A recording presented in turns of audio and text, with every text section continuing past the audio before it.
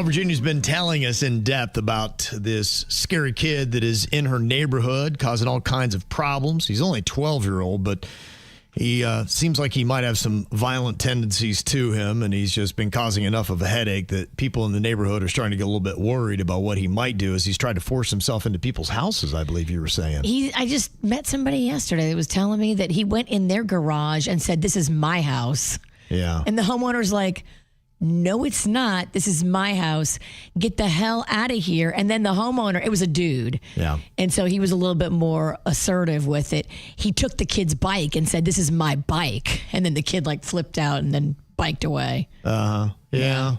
Very weird. He's just testing everybody in the neighborhood. Exactly. And he's got everybody on edge. Exactly. And so because of it now, you've been kicking around the idea of maybe getting a gun? Well, I've been having a little itchy trigger finger for a minute. Yeah, see, that's what scares everybody. Not just me and Kevin, the chat room, everyone listening, Denny's. I told Panda the other night, I was like, well, what would happen if we were in a scenario where there was an intruder and maybe not even just this kid, maybe anybody who's in our house who's not supposed to be there. Mm-hmm. What are we going to do? Yeah, I got knives, but, what's that going to do? The Tequesta Strangler? If the Tequesta Strangler is in my living room, now what?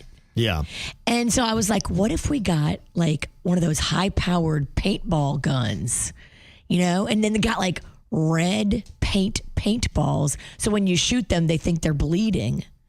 Yeah. I don't know if I'm ready to kill somebody yet. So I was thinking it through. What can I do? Step it up, but not murder yet. I mean, eventually maybe I'll get to kill somebody, but I don't think I'm there yet. Right. So this is a baby step. Paintball, red paint. Okay. High-powered paintball gun. And then Panda looks at me and he goes, "I got a gun." I'm like, "What? What are you talking about?" He's like, "Yeah, I have a BB gun." Oh, okay. I was like, "Oh, you have a BB gun? How do I just now know this?" And we've been married. We've been together 13 years. Boy. And I just now learned you have a gun that looks very real, by the way. It looks like something from a Clint Eastwood movie. Yeah. Paintball guns and... But it's a BB gun that needs some kind of cartridge in it. Mm-hmm. And it shoots... CO2 cartridge. Yeah. Yeah. Mm-hmm. And it shoots super fast BBs. Yeah. And he was showing it to me and I was like, It'll okay. break the skin. It'll get your attention. I could get down with this. Mm-hmm. I could definitely shoot somebody with this if they were in my living room and not even care. Yeah, it feels like, to me, you have to look at what your threat is and what you're trying to protect yourself from. Yeah, you don't need to go to gun level for what you got going on. I think the BB is absolutely fine. I mean, if it gets to that point, let's say the kid's in your house and he's acting a fool and you feel threatened in your own home, which Florida has laws about that. Stand your ground law. I mean, I'm not ready to shoot somebody to kill them just yet. But the BB gun would be a good thing where it would hurt, sting, get his attention, and maybe say, all right, you've crossed a line. You're in somebody's house and you're making them feel threatened. This is not a good combination. You'll shoot your eye out, kid. Ho, ho, ho. Yeah. Do you think I will shoot my own eye out with said BB gun? Someone said that their 9-year-old is home from school because they're sick and they're listening to the show, and they screamed from their bed saying, "No, Virginia should not get a gun. She's always drunk." See, the kids know. See, I got to keep this gun in a safe with one of those breathalyzer blow things where you got to blow in to be able to get the gun out. But Kevin's got a really good point.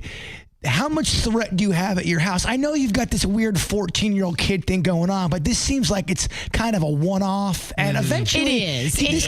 It's a one-off. You're not going to be able... This kid can't just terrorize a town like this and not get in trouble. He's going to do something to where the law's going to have to get involved. This isn't the Wild Wild West here.